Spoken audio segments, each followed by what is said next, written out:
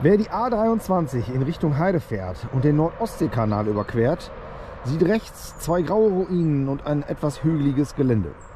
Hier befanden sich die ehemaligen Marineölanlagen bei Schafstedt. Bei den Gebäuden handelt es sich um das Magazin mit Rampe und das Pumpenhaus. Die Unebenheiten im Gelände sind die 6 ehemaligen Ölbunker. So, dieser Satz entstammt nicht von mir. Im Gegensatz zu anderen Kanälen, die ständig ganze Sätze irgendwelcher Seiten zitieren, gebe ich natürlich die Quelle an. Das stammt von bunker-kiel.de. Und wenn ihr genauere Informationen haben wollt und auch einen Lageplan etc. pp., dann geht mal auf bunker-kiel.de und schaut euch da um, was die über diese Anlage hier schreiben. Das ist nämlich auch eine sehr ausführliche Homepage. Guten Morgen zunächst einmal. Eine sehr ausführliche Homepage, die sich da liebevoll auch in kleinsten Details verliert, die ich so nicht alle hier in meinen Videos darstellen kann. Ich glaube, es ist, ich habe das auch gerade falsch gesagt, weil ich gucke noch mal ganz kurz nach. Das ist mir jetzt unangenehm. Die Endung ist .com, bunker-kiel.com. Ja, wenn ich da suche, dann gebe ich immer nur Bunker Kiel ein und dann komme ich auf die Homepage. Dann gucke ich nicht so auf die Endung. Wir gucken hier mal vor Ort, was wir jetzt hier im Rahmen einer kleinen Begehung noch zu sehen bekommen. Insgesamt sind das hier natürlich ganz interessante Geländestrukturen. Also einmal diese riesengroße breite Zufahrt hier ist schon mal interessant. Da vorne ist eben der Nord-Ostsee-Kanal. Hier vorne verläuft die Autobahn drüber her. Und wir haben jetzt, guck mal, wenn ihr es seht, wir haben hier schon so einen kleinen Stichweg. Wo der hinführt, kann ich euch auch nicht sagen. Vielleicht gehen wir da jetzt erstmal lang. Dexter, komm mal hier hin. Komm mal hier hin. Ja, der wird gleich kommen. Es ist mal wieder ziemlich dunkel, obwohl wir es schon 9:30 in der Früh haben. Ich habe mir gedacht, heute zur Feier des Tages und weil ich es auch länger nicht mehr getragen habe, ziehe ich mal wieder das gute alte französische CCE-Tarn an. Boah, das ist auf jeden Fall ein toller Weg hier. Wir gehen jetzt erstmal runter an den Kanal, schauen uns da mal eben so ein bisschen um. Oh, guck mal hier. Ach, das ist ja geil. Ach. Pass mal auf. Ja, jetzt. Also, das ist ja hier spannend, denn hier haben wir nämlich schon das erste Relikt, von dem ich da heute Morgen schon gelesen habe. Ich hätte gar nicht gedacht, dass wir hier direkt zu Anfang schon darüber stolpern. Und umso besser ist das, weil da muss ich das nämlich gleich nicht suchen. Ich hätte das nämlich wahrscheinlich da hinten irgendwo gesucht. Obwohl es gibt hier auch eine schematische Darstellung, wo diese Sachen sind.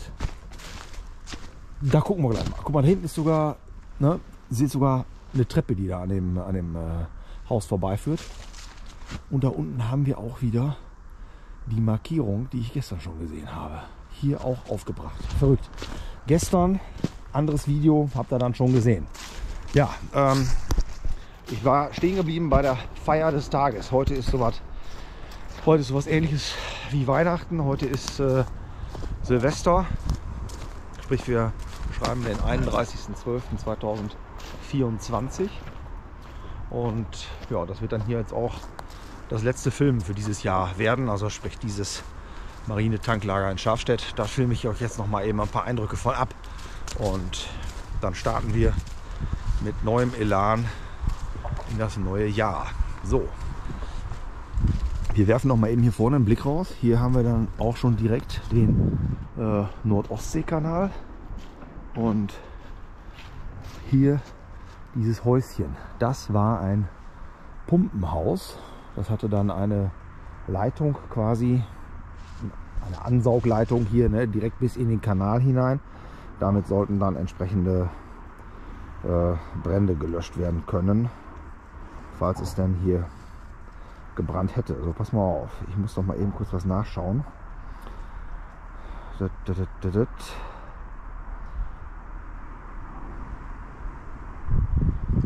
das Ganze nennt sich Feuerlöschpumpwerk mit direktem Zugang zum Kanal. Dexter, komm hier hin. Hier steht noch was, die Leistung betrug 300 Kubikmeter Löschwasser pro Stunde. So, die Angaben sind auch ne, eben von Bunker Kiel entliehen. Also alles, was ich euch hierzu sagen kann, kommt letzten Endes von dieser Seite, weil ich selber kann mir das natürlich nicht alles ausdenken, im Sinne von, woher soll ich das wissen, ne? Das sind ja natürlich hier Dinge, die sehe ich auch zum ersten Mal in meinem Leben. Ich glaube, hier unten kommen wir gar nicht durch. Wir gehen mal eben hier vorne diesen Hügel hoch und schauen mal, dass wir da vielleicht eben über die Treppe besser an das Gelände kommen. Da unten steht doch ziemlich viel Wasser im Vorhof, wenn man das so benennen kann. Eben hier schauen. Guck, da seht ihr schon wieder das Gebäude. Ist auf jeden Fall auch, sieht interessant aus, ne? Typische Betonbauweise. Ja. Ich gehe da mal runter und dann schalte ich euch wieder dazu. Also unten angekommen sieht man erstmal die Ausmaße hier dieses Gebäudes. Ja, im Höhenschätzen bin ich auch nicht so super, aber so circa 5 Meter, denke ich, haben wir da wohl. Das ist nicht schlecht. Das macht schon was her, das Ding. Ja, jetzt gehen wir einmal hier unten herum. Ich nehme an, dass wir da keine Probleme haben werden. Hier sehen wir auch wahrscheinlich wieder Wildschweinaktivitäten, wie wir das eigentlich überall hier in der Gegend haben. Da ist doch eine Menge los. Hier bleiben. Gucken wir einmal kurz hier rein. Ach, meine Herren. So. Ja, und so sieht das hier drin aus. Eben ein kahler Bau, in dem dann irgendwann auch mal natürlich eine Pumpe stand. Das Ganze wurde hier ja auch entsprechend betrieben. Ich will auch mal eben gucken, dass ich noch mal eben einmal die Taschenlampe raushole. Wie heißt es so schön? Vorbereitung ist alles. Gut, dass ich so toll vorbereitet bin. Ja, so. Zack. So sieht das aus. Ja, entsprechende Bilder. Ach, hier oben noch schön diese Deckenbalken hier, die da eingezogen wurden. Wenn ihr auch historische Fotos haben wollt, da sind auf der Seite über diese ganze Anlage recht viele Fotos und es sind eben auch Dinge noch dargestellt, die heute nicht mehr hier vor Ort zu sehen sind. Gut. Wir verlegen weiter von hier zum nächsten Punkt. Sind wir mal gespannt, wo wir da rauskommen. Ich hatte euch die Treppe noch nicht gefilmt. Fiel mir gerade beim Aufstieg ein. Nur ganz kurz mal eben drüber hergeschwenkt. Gut. Wir gehen da vorne wieder auf diese Hauptstraße drauf und bewegen uns dann mal weiter aufs Gelände. Ja, ihr seht hier, das Gelände hat sich da geöffnet. Das heißt, wir kommen von da unten. Und wenn man jetzt genau hinschaut, sieht man hier auch so leichte Hügellandschaft. Das heißt, hier drunter befanden sich die Öltanks. Die Sache ist jetzt folgende, das Ganze ist eingezäunt hier, das ist irgendwie, ja, ich denke mal auch landwirtschaftlich vielleicht genutzt in irgendeiner Weise. Ich gehe da jetzt nicht drauf, um da noch eventuell irgendwie was zu filmen, ne, ob da noch irgendwo ein Stück Beton aus der Erde guckt oder nicht. Das ist ja recht irrelevant, denke ich. Ich mache euch aber hier mal eine Einblendung von oben, so dass ihr mal sehen könnt, wie das Ganze aussieht, damit man sich ein bisschen besser vorstellen kann. So, dann gerade in dem einleitenden Text, da war noch von 2 Gebäuden die Rede. Das seht ihr da hinten, direkt links der Waldkante. Ja, müsste man erkennen auf der Kamera. Da werden wir jetzt auf jeden Fall zusehen, dass wir da irgendwie hinkommen.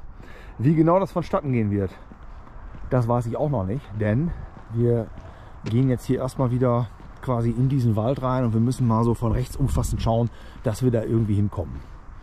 Daumen drücken, dass das klappt. Wir haben hier auch noch kleinere Sachen und das kann jetzt sein, dass ich das jetzt hier in diesem Format der, ich sag mal, zügigen Begehung nicht darstellen kann, weil ich es einfach nicht sehe, weil ich da nicht drüber stolper, ja, und weil ich jetzt hier auch nicht, sag ich mal, noch eine Stunde im Gelände rumlaufen kann, um anhand dieser schematischen Karte dann doch so eine Kleinstruktur noch zu finden. Dafür ist das jetzt fürs Video wahrscheinlich auch nicht wirklich relevant. Zumal auch diese Kleinstruktur teilweise vom Aussehen her verändert wurde, beziehungsweise ja, das wurde mal was gesprengt, dann wurde da wieder was vorgemauert und das ist eben auch nicht mehr so, wie es da mal früher aussah. Wenn ich das sehe, werde ich euch natürlich darüber informieren, aber primär schauen wir jetzt mal, dass wir zu den beiden Häusern kommen, die da hinten links stehen. Dann gucken wir mal weiter. Hier vorne sehen wir noch so einen Betonring im Wald. Ich nehme aber an, dass das einfach nur so ein Schachtring ist. Ich gehe da aber trotzdem mal eben kurz gucken. Ja, wir befinden uns hier. Kommt, glaube ich, wohl rüber, ne? So ein kleiner ramontischer Laubengang ist das hier. Zu der Seite raus befindet sich der Kanal. Zur linken Seite raus, da waren diese Öllager. Wir müssen mal schauen. Die Gebäude müssten eigentlich da vor uns links liegen. Ich habe mich jetzt auch bei Google Maps nicht weiter orientiert. Diese Wiese hier, die ist wohl begehbar. Man kann da drauf gehen. Da ist extra so ein Gatter. Da sind aber irgendwelche Rinder oder sowas drauf. Und da steht, es wird dringend davon abgeraten, die Wiese mit Hunden zu begehen. So, also lassen wir das sowieso mal sein.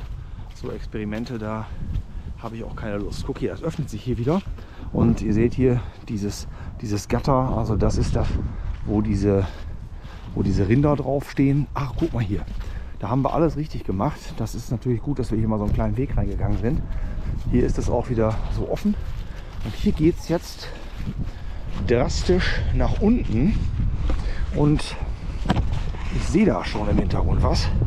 Beziehungsweise nicht im Hintergrund, sondern vor uns liegend.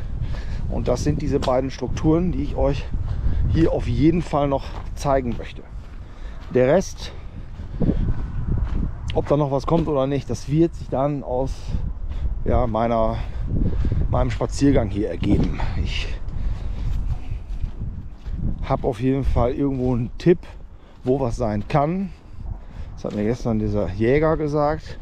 Ob das dann aber so hinhaut, ob das da auch wirklich ist, das ist dann eben wieder eine andere Frage. So, da vorne sehen Sie Struktur.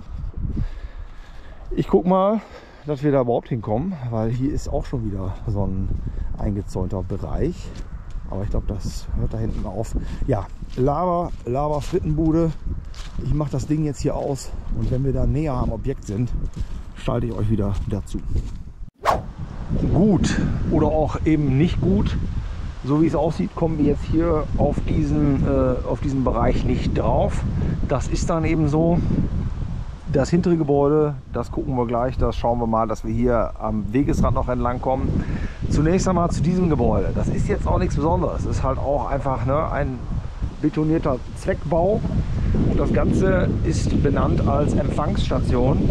Und zwar war das die Empfangsstation der Marineleitung aus der Raffinerie Hemmingstedt. So, Hemmingstedt, ich habe da gerade mal eben grob für euch geguckt. Ach, ihr seht da hinten auch die Autobahnbrücke, glaube ich, im Hintergrund. Hemmingstedt liegt grob in diese Richtung runter. Da war also eine Pipeline, so wie ich das verstanden habe, und die hat eben hier Material aus Hemmingstedt angeliefert. Wenn ich mich da jetzt nicht komplett verhaue. Ja, Marinetanklager sind jetzt auch keine Spezialität von mir, ne? Das sind so relativ seltene Sachen, da ich bisher auch noch nie irgendwie Berührungspunkte mit hatte. Jetzt schauen wir mal hier links um die Kurve. Links um die Kurve, just around the corner. Ja, ja, wir kommen nicht super nah an das Gebäude dran, aber auf jeden Fall ein Stückchen näher, als wir es jetzt sind. Gucken wir mal eben. Ja, hier links seht ihr nochmal die Empfangsstation. Und hier ist das weitere Gebäude. Ich schalte euch gleich wieder dazu. So, aus einer völligen Ortsunkenntnis wurde dann jetzt doch eine relative Ortskenntnis. Denn es handelt sich dabei um Folgendes. Wir können hier auf diese Wiese auch wieder drauf gehen. Und ich bin jetzt mal ganz vernünftig, obwohl ich hier, glaube ich, das Risiko schon überblicken kann. Hier ist kein Rindvieh irgendwo in der Nähe, außer man selber. Man ist ja selbst auch oft das größte Rindvieh. Ich lasse ihn trotzdem hier draußen. Ich lasse ihn hier draußen, aber ich kann das hier begehen. Das ist natürlich eine coole Sache. weil das hier, glaube ich, auch so eine Art Wanderweg, glaube ich, ist. Also man könnte von hier da hinten wieder dann diese Wiese wechseln. So, das ist aber das ist natürlich eine willkommene Gelegenheit, das Ganze hier doch mal eben von Nahen zu verfilmen. Ne? So, der Hund wird da nicht erfrieren, der wartet da auf mich, kann auch schlecht weg. Hier haben wir das ehemalige Magazin dieses Tanklagers. Hier vorne sieht man noch schön die alte Rampe, ja, zur Anlieferung auch, wegen mir durch LKWs und so weiter. Ja, was man natürlich jetzt hier gemacht hat, ist, man hat das Ganze leider komplett zugemacht, ne, mit Kalksandstein. Also es ist hier reines Fledermausquartier mittlerweile. Man kann also keinen Blick mehr von innen irgendwie erheischen. Muss ich auch nicht, ne? Ist aber dennoch immer eigentlich ganz nett, wenn man dann da mal einen Blick drauf werfen kann. So, sonst da vorne ist auch noch was. Das müsste der Kellerraum, glaube ich, einer Baracke sein. Schauen wir uns gleich an. Da habe ich auch glücklicherweise noch ein Foto zu. Dann haben wir da hinten links noch so ein kleines Gebäude. Da weiß ich jetzt nicht, was das ist. Ich glaube, da habe ich keine Bezeichnung zu gefunden. Pass mal auf, das ist doch schon noch deutlich interessanter, als ich dachte hier. Wir haben da vorne auch noch mal Struktur im Wald. Ja, da gucken wir gleich auch noch mal eben kurz. Da gehen wir mal eben hin, weil es macht überhaupt keinen Sinn, dass dieses Ding hier noch wieder das absperrt. Weil, ne, warum soll man das Gelände hier begehen, dann da nicht weiter können und da hinten muss man eigentlich her. Ja, ich gehe da gleich rüber. Das wird wohl kein Problem sein. Ich sehe das auf jeden Fall nicht, dass man das nicht dürfte. Es ist ja auch, wer mal in den Alpen wandern war, der hat auch schon diverse Tierbegegnungen da mit Sicherheit gehabt. So, hier ist dann noch mal wieder diese oh, guck mal hier, da ist noch ein schöner, ja, so ein schöner Kantenstein in irgendeiner Weise, so ein Randstein davor. Wie das sonst mal hier vor aussah, das weiß ich natürlich auch nicht. Also hier haben wir nochmal die Empfangsstation, dann haben wir die mal auch von vorne. Ja, ihr seht auch, hier ist alles Insektenhotel und Fledermaus und Vogelbrutkästen sind da oben dran. Also ja, da hat das Gebäude, ich sag mal so, der Charakter des Gebäudes an sich ist ja so nicht verändert. Man kann immer noch sehen, ja, das ist eben dieses Gebäude. Von daher ist so eine Nachnutzung natürlich auch unter Umweltaspekten gesehen vollkommen in Ordnung. Ja, da würde ich auch nichts gegen sprechen. So, jetzt gehen wir aber einmal kurz hier drauf. Ich doch mal eben schauen möchte, was wir hier vorne haben und ob mir dazu was einfällt. So, da sehe ich Ziegel. Das ist, glaube ich, dieses neu aufgemauerte, was ich da gelesen hatte. Man muss ja immer so ein bisschen lesen. Das sind, glaube ich, hier diese Rohrleitungskanäle, wenn ich das richtig sehe. Und diese Struktur hier, die ist eben neu entstanden. Ja, da unten sieht das so aus. Ich kann dazu mal eben kurz das vorlesen. Das habe ich natürlich auch vom bunkerkiel.com. Die Fotos unten zeigen Eingänge, also das ist letzten Endes dieser hier, zu den unterirdischen Rohrleitungskanälen. Aus roten Ziegeln wurden mittlerweile neue Eingänge vor die angesprengten alten gemauert. So, und das ist das hier. Das ist genau dieses Teil. Schön, dass wir das jetzt hier noch gefunden haben. Ich hätte nämlich jetzt nicht gewusst, wo ich hin hätte gehen müssen, um das zu finden. Was das hier ist und wie alt das ist, das weiß ich auch beim besten Willen nicht. Steht halt hier. Ich gebe das mal einfach so zur Kenntnis, dass da oben dieser Deckel, das sieht alles schon irgendwie moderner aus.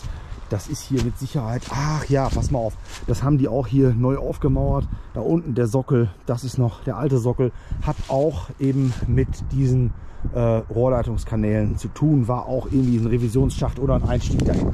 Gut, dann haben wir das auch geklärt und dann könnte ich mir vorstellen, dass dieses Gebäude da hinten letztlich dieselbe Funktion hatte, dass man da vielleicht auch an diese Rohrkanäle ran konnte. So, der Hund steht da hinten noch, das ist immer gut, dass der nicht irgendwie von irgendwem entführt wurde. Ich habe hier noch eine Nachricht. Im Bereich des ehemaligen Ölhafens sind noch 2 Bunker, wahrscheinlich Schieberschächte, vorhanden. So, da müssen wir aber zu dem ehemaligen Ölhafen selber. Der liegt natürlich da vorne am Kanal, beziehungsweise davon gibt es auch nichts mehr. Ja, das ist auch so ein, seht ihr da auch ganz genau, ist ebenfalls so wieder aufgemauert. Das ist irgendein Eingang zu diesen Rohrleitungen. Wahrscheinlich verlief das irgendwo hier drunter her, da hinten hin, da vorne links ab zum Ölhafen. Das war nämlich noch einiges. Da haben so einen improvisierten Ölhafen, haben die dahin gebastelt. Das sollte eigentlich richtig Grabung in das Land, also hier auf das Festland, sage ich mal in Anführungsstrichen, stattfinden. Und das wurde dann überhaupt nicht mehr umgesetzt. Von daher, das Gebäude, was wir jetzt im rückwärtigen Bereich haben, das können wir uns auch getrost schenken. Da müssen wir nicht nachgucken, was das sein könnte. So, passt auf.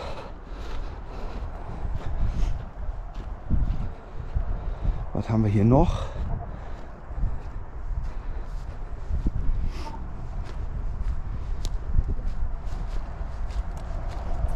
Ja, hier habe ich jetzt noch eine Anschrift. Also hier standen halt auch Baracken auf dem Gelände und das müsste dieses hier sein. Das müsste eben so ein Rest eines Barackengebäudes auf dem Gelände sein. So, ja, wobei,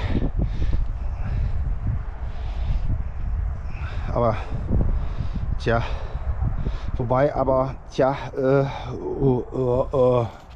ja, da gibt es Leute, die sagen, besser gleich zu Hause bleiben. Müsste das aber sein. Ich glaube, dass wir es damit zu tun haben. Wer das besser weiß, der schreibt bitte in die Kommentare rein. Ja, wir sind hier genau gegenüber des Magazins. So, pass auf. Ich höre jetzt erstmal hier auf, das Ganze zu filmen. Ich schnapp mir jetzt den Dexter und dann verlegen wir nochmal da hinten hin in Richtung des Dortmund-Ems-Kanals, hätte ich bald gesagt, des Nordostsee-Kanals, und da schauen wir mal, ob wir da noch diese verbunkerten Schieber finden können. Bis gleich. Ja, also diese verbunkerten Schieber, die habe ich jetzt nicht gefunden. Ich will natürlich auch dazu zu meiner Verteidigung sagen, ich habe die jetzt nicht explizit gesucht und bin hier querfeldein, kreuz und quer hin und zurück irgendwo rumgelaufen oder habe noch mal irgendwelche Quellen befragt. Ich habe einfach nur gedacht, ich mache hier noch einen entspannten Spaziergang, gehe noch mal eben unten am Kanal lang und entweder siehst du diese Teile, weil sie eben so groß sind, weil man sie sofort sieht, oder du siehst die Dinger eben nicht. So, ich habe die jetzt nicht gesehen. Ist eben so. Ich hoffe, wie immer an dieser Stelle, euch hat das Video hier gefallen. Ich konnte euch ein bisschen was zeigen, was ja auch wirklich nur ein bisschen ist. Ne? Die genaue Geschichte dazu, wie gesagt, die bekommt ihr bei bunkerkiel.com. Und ja, lasst mir gerne ein Abo da, schreibt was Zielführendes in die Kommentare. Ihr könnt mich mit einer Kanalmitgliedschaft oder auch einer PayPal-Spende gerne unterstützen. Der ganze Bums ist hier privat finanziert. Und ja, ich wünsche euch alles Gute und bis zum nächsten Video. Bis dahin, ciao, Kakao.